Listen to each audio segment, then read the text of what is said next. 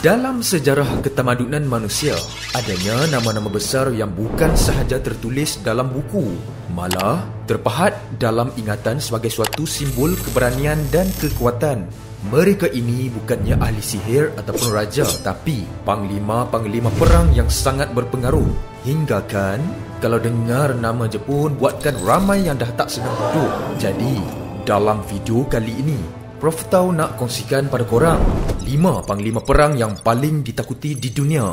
Yang kelima, Khalid Al-Walid. Dilahirkan pada tahun 585 Masihi, Khalid Al-Walid merupakan seorang sahabat Nabi yang mempunyai hubungan yang rapat dengan Nabi, di mana ibunya dan isteri Rasulullah sallallahu alaihi wasallam merupakan saudara kandung.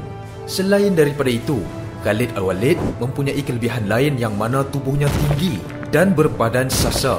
Dikatakan beliau handal bergusti sejak dari kecil lagi.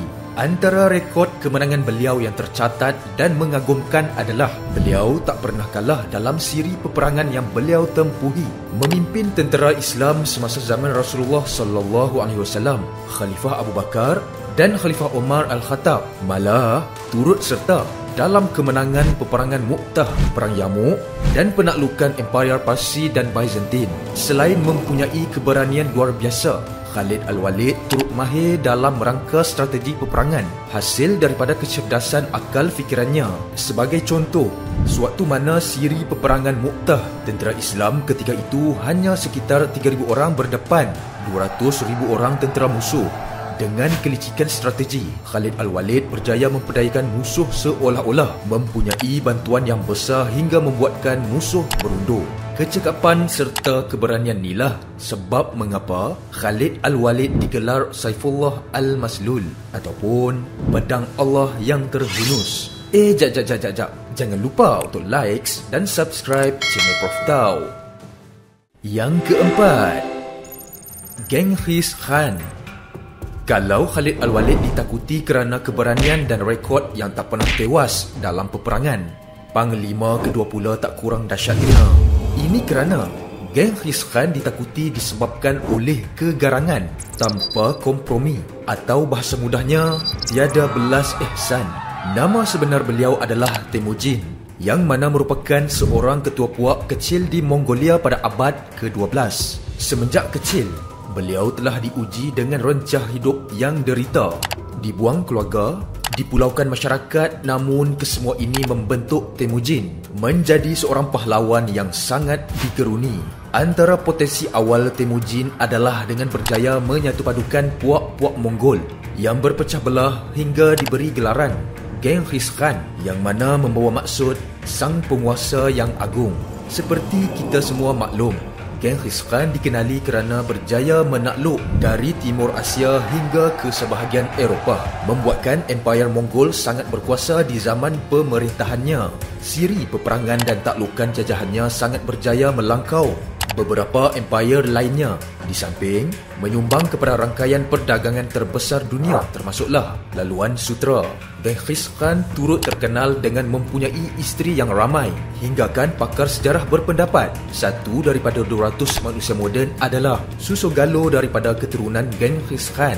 Kalau korang nak tahu dengan lebih mendalam lagi, boleh tengok topik Genghis Khan ni yang Prof Tau pernah ceritakan sebelum ni. Yang ketiga, Napoleon Bonaparte. Seterusnya, kita pergi kepada panglima perang ketiga yang paling ditakuti. Dilahirkan pada tahun 1769, Napoleon Bonaparte bermula sebagai anak pegawai rendah dalam tentera Perancis.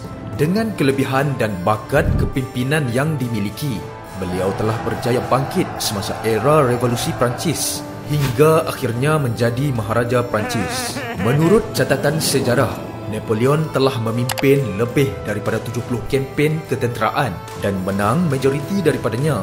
Bahkan, taktik divide and conquer dan central position masih dipelajari dalam akademi tentera moden. Antara kelebihan lain yang membuatkan Napoleon Bonaparte sebagai panglima perang yang berpengaruh di dunia adalah kecekapan dalam menggunakan strategi dan analisa musuh-musuhnya.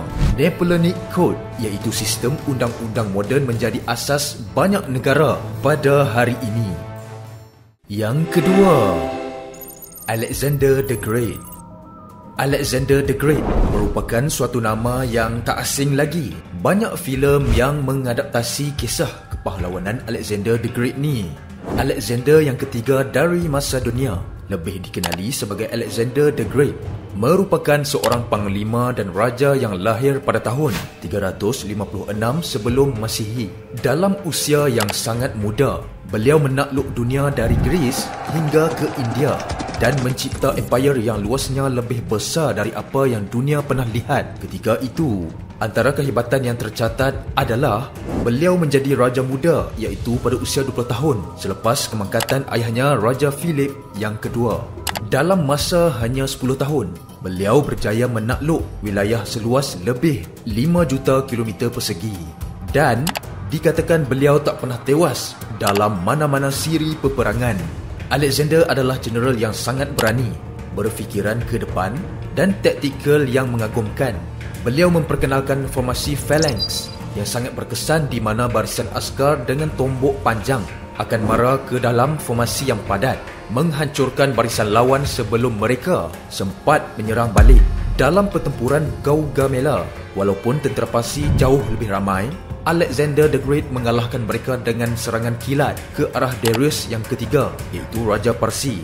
Taktik mengejut ini menyebabkan ramai tentera Parsi panik dan berundur. Antara warisan yang kekal adalah beliau menubuhkan lebih 20 bandar baru yang paling terkenal adalah Alexandria di Mesir, membawa ilmu, budaya dan seni dari timur ke barat. Dan selain daripada itu, walaupun telah meninggal dunia, nama beliau telah dianggap sebagai simbol keagungan, sang jenius peperangan dan keberanian yang luar biasa.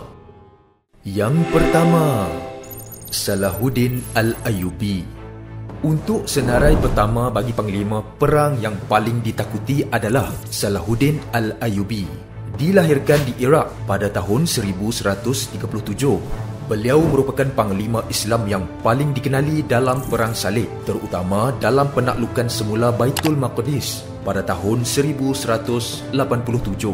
Antara kemenangan terbesar beliau adalah dalam pertempuran Hattin, di mana tentera Islam pada ketika itu menewaskan tentera salib, seterusnya membuka jalan untuk menawan semula Baitul Maqdis. Semangat jihad yang tinggi, strategi yang tersusun dan tahap disiplin yang tinggi merupakan kunci utama dalam kepimpinan Salahuddin Al-Ayyubi. Kalau korang nak tahu, antara aspek yang membezakan Salahuddin dengan panglima yang lain adalah bagaimana beliau menyantuni golongan kafir Kristian setelah menawan Baitul Maqdis dengan tidak membalas dendam dan berlaku zalim.